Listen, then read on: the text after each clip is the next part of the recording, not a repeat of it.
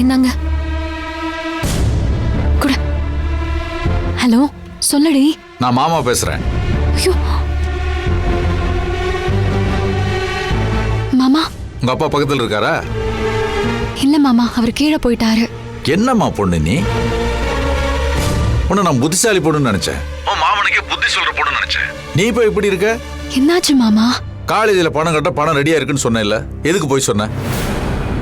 இல்ல மாமா, எனக்கு இப்போ எப்படி சொல்றதுன்னு தெரியல. பெத்த பொண்ணு படிக்க கூடாதுன்னு என் அப்பா நினைக்கிறாரு. ஆனா நீங்க எப்படியாவது படிக்க வைக்கணும்னு போராடுறீங்க. இதெல்லாம் தெரிஞ்ச விஷயம் தானே. இப்ப அதை பத்தி பேச என்ன பிரயோஜனம்? இல்ல மாமா, நீங்க வட்டி கடைக்காரங்க கிட்ட கடன் கேட்டப்போ நான் உங்களுக்கு ஃபோன் பண்ண உங்களுக்கு ஞாபகம் இருக்கா? ஆமா. அப்ப திடீர்னு வயசான ஒருத்தர் கீழே விழுந்துட்டாரு. ஆமா, அப்பதான் நீங்க போன் அந்த இடத்துல வச்சுட்டு போயிட்டீங்க. அப்ப அந்த வட்டி கடைக்காரங்களெல்லாம் மிரட்டி வட்டி கடைக்காரங்க கிட்டலாம் உங்களுக்கு பணத்தை கொடுக்க கூடாதுன்னு சொன்னதே அப்பாதான். அதை கேட்ட உடனே எனக்கு ரொம்ப கஷ்டமாயிடுச்சு மாமா. என்னால நீங்க எதுக்கு அவமானப்படணும்? அதனாலதான் நான் உங்ககிட்ட பணம் வேண்டான்னு சொன்னேன். ஏமா, நீ இந்த மாமனை புரிஞ்சுக்கிட்டது அவ்வளவுதானா? உங்க அப்பா தான் சொல்லியிருப்பாருன்னு எனக்கு நல்லாவே தெரியும். இருந்தாலும் நான் தெரிஞ்சுக்காத மாதிரி காட்டிக்கிட்டேன். அதுக்காக படிப்பே வேணான்னு முழுக்கு போட்டுருவேன் என்ன?